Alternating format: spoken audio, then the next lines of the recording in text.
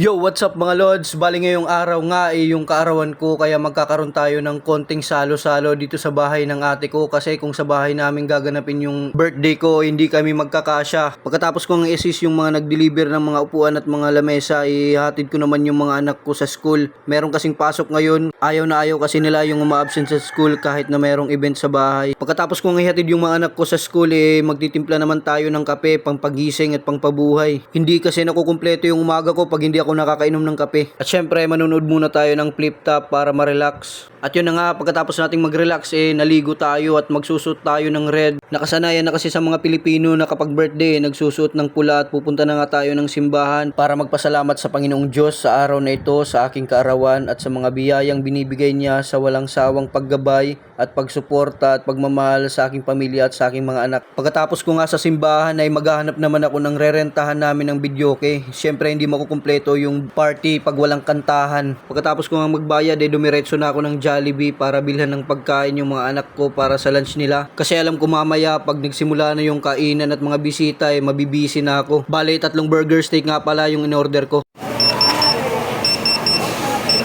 At ito na nga yung in-order kong 3 burger steak. Pag nag-order nga pala ako sa Jollibee at pang lunch ng mga anak ko, pinapaiba-iba ko ng balot para hindi ako mahirapan sa pag-distribute sa mga anak ko dito sa school. Pagkatapos ko ang dalhan ng lunch yung mga anak ko, bibisitahin naman natin yung setup ng catering. At yun na nga, goods na goods yung pagka-setup ng tables and chairs, pati yung buffet table nila. At saktong-sakto, dumating na rin yung pinagrentahan natin ng videoke. Napakabilis, 30 minutes lang siguro, diniliver na yung videoke. At ito na nga, hinatid na rin yung lechon na in-order namin. Okay na pala yung setup ng videoke, kaya ite-testing natin.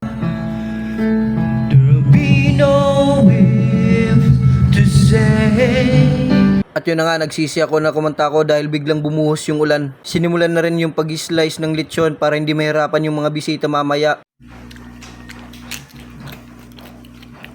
Ready na nga pala yung mga pagkain. Simpleng handa lang naman yung mga in-order namin. Pansit, karne, beef steak, fried chicken, tsaka itong lechon. Yung lamang loob nga pala ng lechon ginawa naming dinuguan. Tapos syempre hindi mawawala yung all-time favorite ba sa handaan, yung lumpiang Shanghai.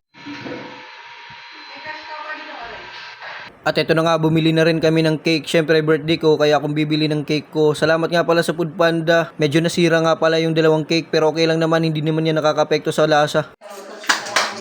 At ito na nga, paunti-unti nang dumadating yung mga bisita, kaya sisimulan na natin yung party. Ito nga pala yung kinain ko, medyo heavy kasi baka mapainom tayo mamaya, at least may laman na yung tiyan.